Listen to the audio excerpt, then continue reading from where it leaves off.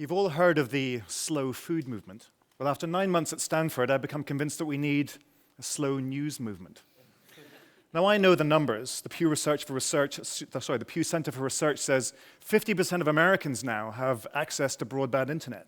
The proportion of Americans that read newspapers has dropped to 40%, and cable and TV news audiences are falling fast. Now, if you read numbers like that, it's easy to understand why media companies are rushing to get onto the web. But if Stanford's taught me to do anything, it's to turn things on their head. So let's do that with those numbers. 50% of Americans have a broadband connection, which means that 50% of Americans do not. That's 160 million people. 40% of Americans still read newspapers. That's 120 million Americans. As for TV, half of all of Americans still watch their local TV news. And in public radio, well, I'm happy to say that news audiences are growing. Now, this is a Rogers curve, and it shows you how people adopt innovations. And you can see here that we have a very sharp uptick in adoption up towards the 50% mark, after which we have a very steep drop-off. In other words, the rush of people that are leaving newspapers and other media and going online is falling dramatically. Now, I'm not saying that we shouldn't be looking for ways to meet people as they migrate onto the web to get their news. But if we're going to continue to serve the hundreds of millions of Americans who aren't online, we need to slow down. We need to make choices, because we simply cannot do everything. You know, news companies look a lot to me like a line of people at an all-you-can-eat digital buffet.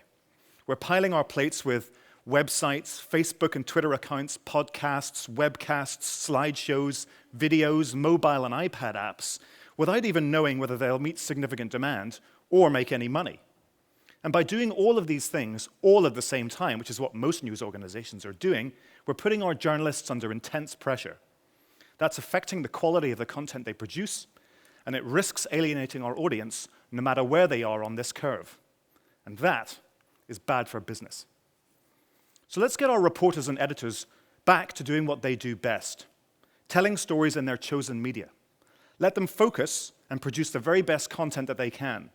Because no matter what you might hear around Silicon Valley these days, content is still king in this business.